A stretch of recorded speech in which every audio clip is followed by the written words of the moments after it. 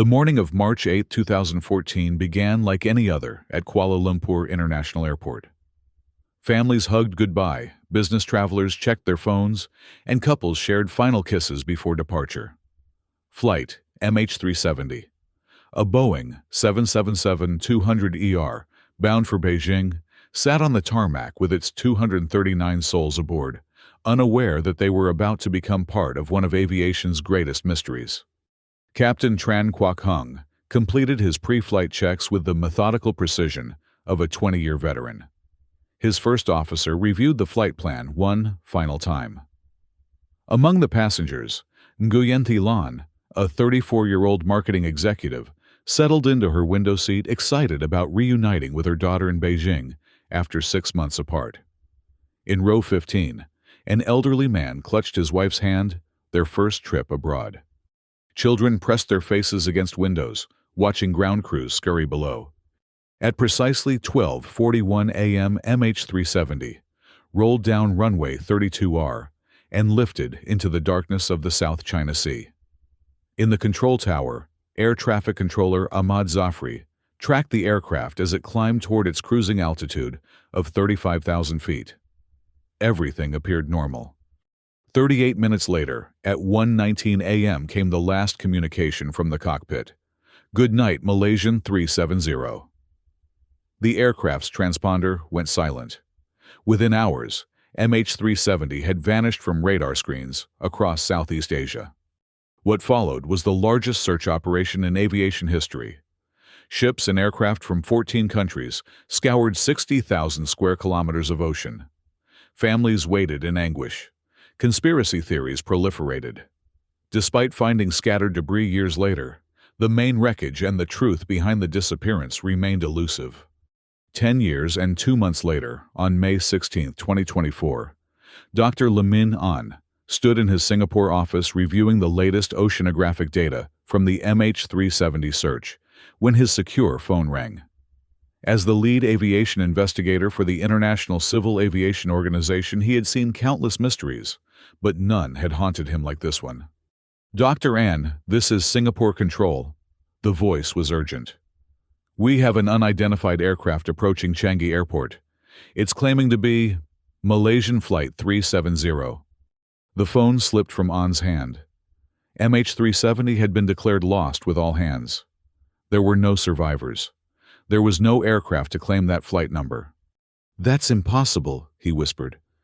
20 minutes later, An stood on the observation deck of Changi Airport's control tower, binoculars, trained on the approaching aircraft. Through the telephoto lens, he could see it clearly, a Boeing 777-200ER, bearing the Malaysian Airlines livery. The registration 9M-MRO was clearly visible. Air traffic controller. Sarah Wong's voice crackled over the radio. "Malaysian 370, please confirm your departure point and souls on board." A familiar voice responded, tinged with confusion. "Singapore Control, this is Malaysian 370. We departed Kuala Lumpur bound for Beijing. We have 239 souls on board. We seem to have experienced some kind of technical issue. We need immediate assistance." An felt goosebumps rise on his arms. He recognized that voice. Captain Tran Quoc Hung, whom he had interviewed extensively during the initial investigation, sounded exactly as he had 10 years ago. The aircraft touched down smoothly on runway 02L. As emergency vehicles surrounded the plane, An watched through the terminal windows as the passenger door opened. Slowly, tentatively, people began to emerge. They looked exactly as they had in March 2014. Nguyen Thi Lan stepped off the aircraft in the same blue blouse she had worn for departure, carrying the same handbag, wearing the same expression of excited anticipation. She looked around in confusion, at the modern airport terminal, at the advanced vehicles, at the crowd of officials and media that had somehow materialized. "Excuse me," she approached a ground crew member. "What's today's date?" "May 16, 2024, came the reply. Lan's face went pale. "That's impossible. We left this morning, March 8, 2014. Within hours, news of the miracle return had spread across the globe. Social media exploded with speculation. News crews descended on Singapore from every continent. Government officials from Malaysia, China, and Singapore convened emergency meetings. The family members who had spent a decade grieving suddenly faced an impossible reality. Their loved ones had returned unchanged by time. Dr. An found himself at the center of an international storm. His temporary command center, hastily established in a secure wing of Changi Airport, buzzed with activity. Intelligence analysts, aviation experts, and government officials from multiple nations crowded the space, all demanding answers he didn't have. The passengers were transported to a secure facility for medical evaluation and questioning. Their stories were all consistent. They remembered taking off from Kuala Lumpur, experiencing some turbulence, and then landing at Singapore. For them, only a few hours had passed. Dr. Pham Mai Huang, a theoretical physicist from the National University of Singapore, arrived at An's command center 3 days after the landing. She had spent years studying the mathematical possibilities of temporal displacement, publishing papers that most of the scientific community dismissed as science fiction. "Dr. An," she said, spreading her research across his desk, "I've been analyzing the electromagnetic signatures detected by Singapore's radar during the aircraft's approach. Look at this." She pointed to a series of wave-like patterns on her computer screen. "These readings are unlike anything I've ever seen." The aircraft was surrounded by a field of exotic matter particles that exist at the quantum level. The energy signatures suggest a localized distortion in space-time. An studied the data, his scientific mind struggling to process the implications. "Are you saying they've been traveling through time?" "I'm saying that's the only explanation that fits the evidence. Somehow MH370 was pulled 10 years into the future. The question is how, and more importantly, who had the technology to do it." Their conversation was interrupted by the arrival of General Nguyen Van Duc, whose presence seemed to drain the air from the room. The Malaysian military official was known for his strict control over classified information and his opposition to public transparency. "Dr. An, Dr. Huang." His voice was cold. "This matter requires the highest level of security classification. I'm ordering an immediate halt to all civilian research and media access. This aircraft is now under military jurisdiction." An stood, his jaw set in defiance. "General, the passengers have rights. Their families have rights. The world has a right to understand what happened." "The world has a right to security," Duke countered. "What we're dealing with here could destabilize international relations. If the technology that caused this displacement falls into the wrong hands, it could be weaponized." As tensions escalated in the command center, Lan sat in a sterile interview room with a Malaysian intelligence officer. She had been questioned for hours about her experience, her memories, any detail that might provide a clue. "I've told you everything," she said, exhaustion evident in her voice. "We boarded in Kuala Lumpur. We took off. There was some turbulence maybe 30 minutes into the flight. The lights flickered. Then we were landing in Singapore." "The turbulence," the officer pressed. "Can you describe it more specifically?" Lan closed her eyes, trying to remember. "It wasn't normal turbulence. The whole cabin seemed to shimmer, like heat waves rising from pavement. Some passengers reported seeing blue light outside the windows. In the secure hangar, where MH370 was stored, teams of investigators crawled over every inch of the aircraft. They found what appeared to be scorch marks along the fuselage, arranged in a pattern that defied conventional explanation.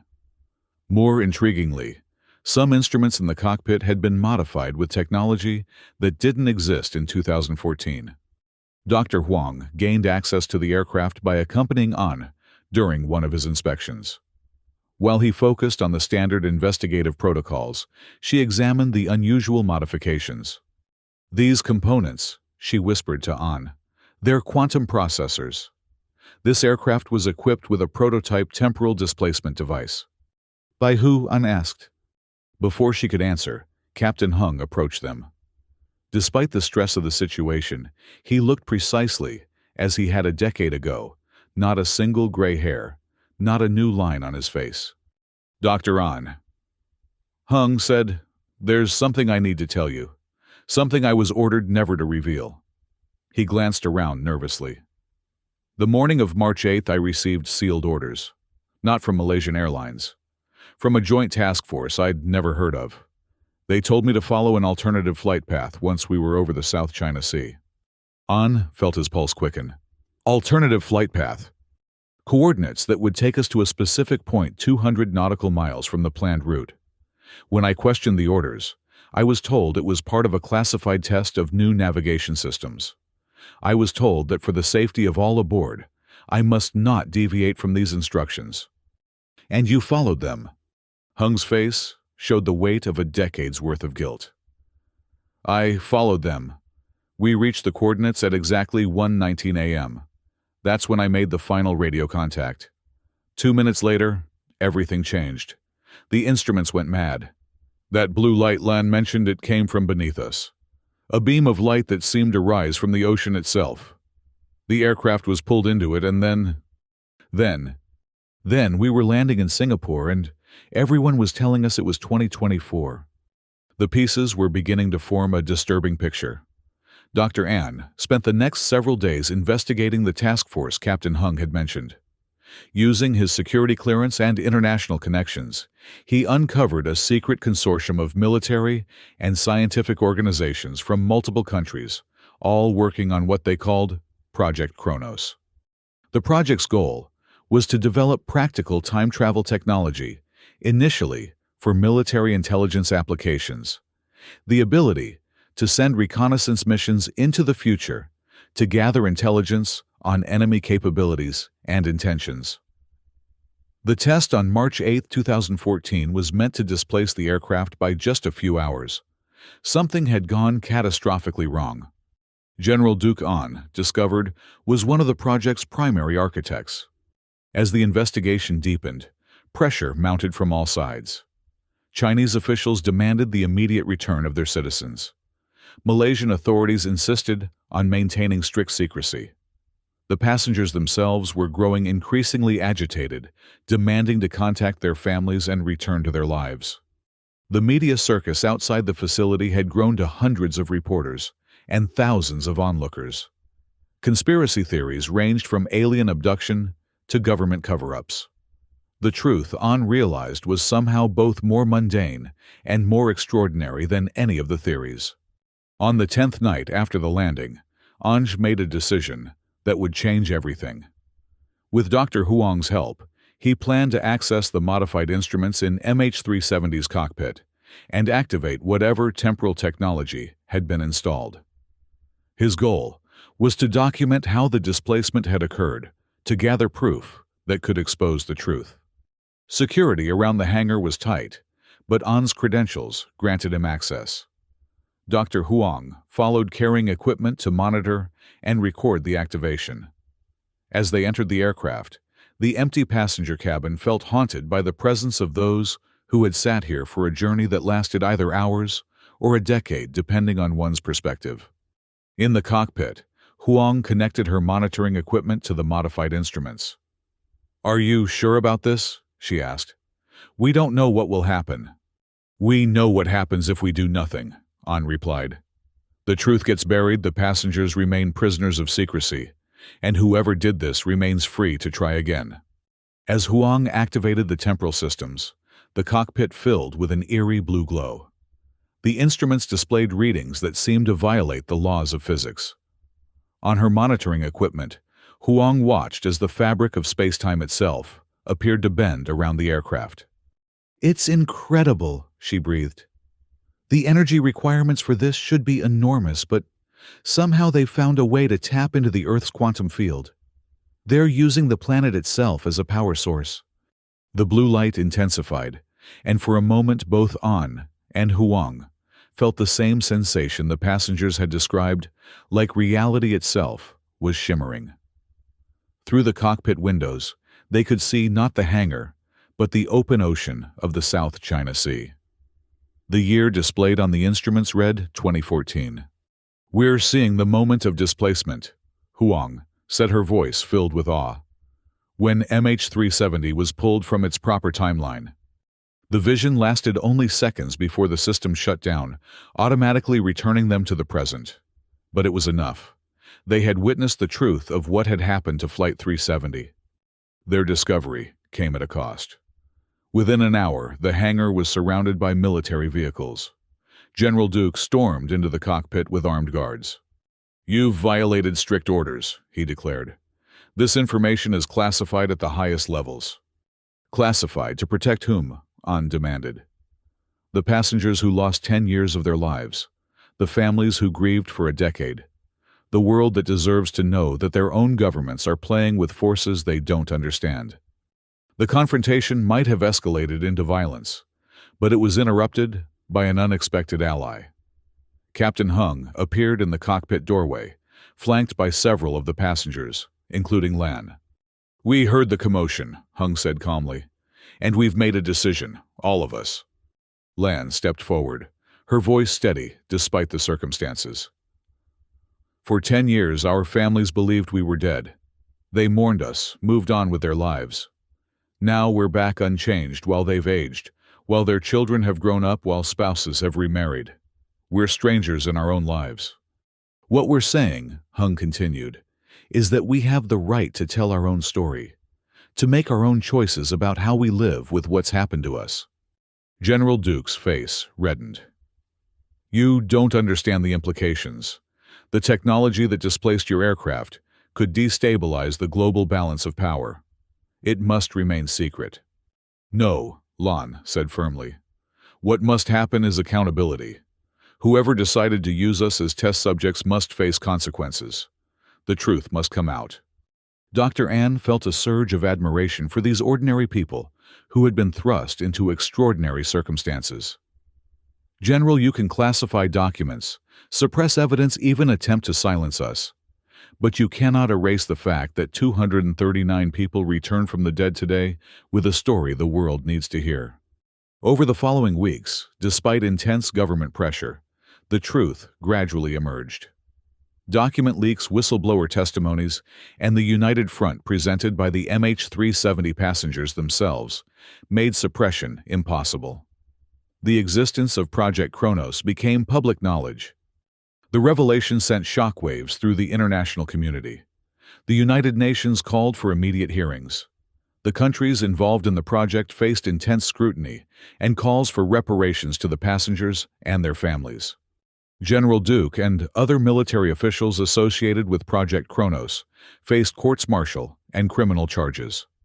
The temporal displacement technology was placed under international oversight, with strict regulations governing any future research. For the passengers of MH370, the adjustment to 2024 was ongoing and complex. Some chose to return to their families, working to rebuild relationships changed by time. Others, like Lan, found that their old lives no longer fit and embarked on new journeys. Lan established the Temporal Displacement Support Center, helping others cope with the psychological challenges of existing between timelines. She became an advocate for transparency in government research and a voice for those whose lives had been forever altered by forces beyond their control. Captain Hung retired from commercial aviation, but became a consultant on temporal displacement safety protocols. He worked tirelessly to ensure that what happened to MH370 could never happen again without the full knowledge and consent of those involved.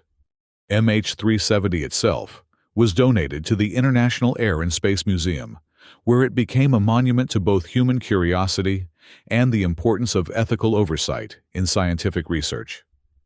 A plaque next to the aircraft read, "In memory of the 239 souls who journeyed through time against their will, and in honor of their courage in ensuring the truth would be known." Dr. An continued his work as an aviation investigator, but with a new focus on the ethical implications of advanced technology in transportation. He collaborated with Dr. Huang, who became the world's leading expert on temporal displacement phenomena, to establish protocols for any future research in the field.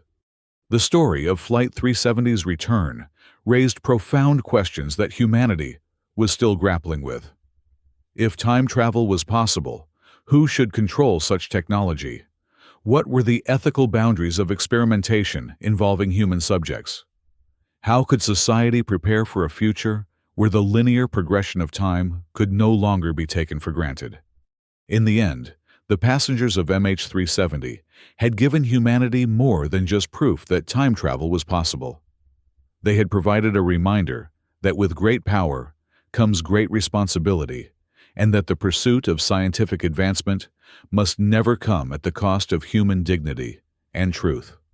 As Lon once said in an interview 1 year after the return, "We lost 10 years, but perhaps the world gained something more valuable, an understanding that some forces are too powerful to be left in the shadows. The truth, no matter how extraordinary, belongs to all of us." The blue light that had pulled MH370 through time had also illuminated a path forward for humanity, a path marked by transparency, accountability, and respect for the fundamental rights of every person, not to be a subject in experiments they never consented to join. And in the end, that might be the most important discovery of all, that even when time itself can be manipulated, the values that make us human remain constant, transcending every timeline.